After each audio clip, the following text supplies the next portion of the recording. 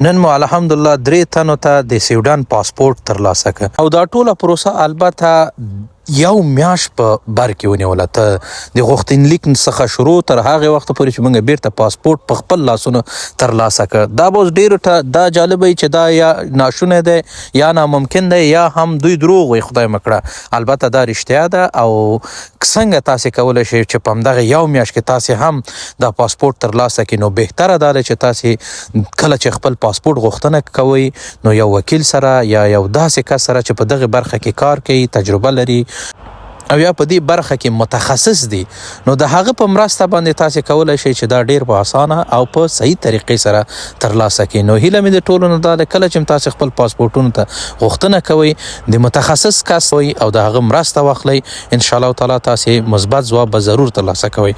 ټولو ته ښه وخت او د 3 کسانو ته دې ډېر ډېر مبارک وي او په الله مسپارم ښه روژه ماتې ولرئ.